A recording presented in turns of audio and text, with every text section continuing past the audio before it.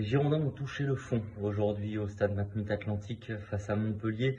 Une défaite donc sur le terrain, 2 buts à 0 face à une équipe qui a pourtant été réduite à 9 une bonne partie du match et de la seconde mi-temps. Sportivement, c'est toujours la catastrophe. Les Girondins sont bons derniers de Ligue 1 avec 5 points de retard sur le barragiste et 6 sur le premier non relégable.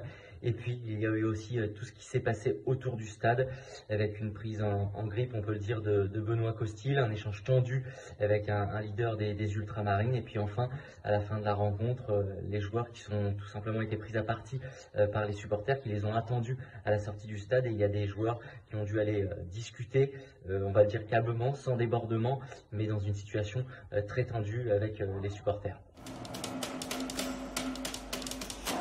Héroïque, c'est Montpelliérain cet après-midi du côté du Matmut-Atlantique.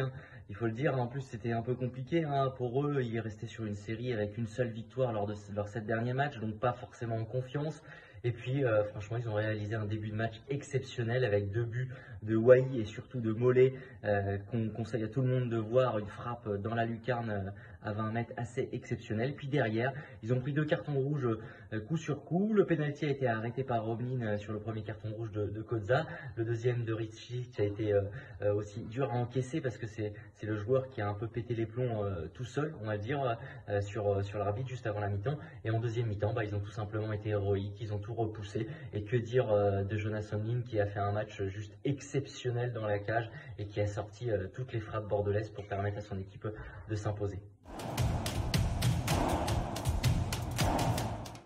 Le groupe s'est complètement sabordé.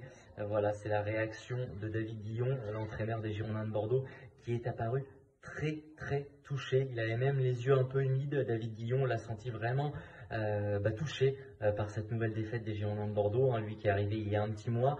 En 5 matchs, il n'a toujours pas gagné, 3 défaites et seulement 2 matchs nuls.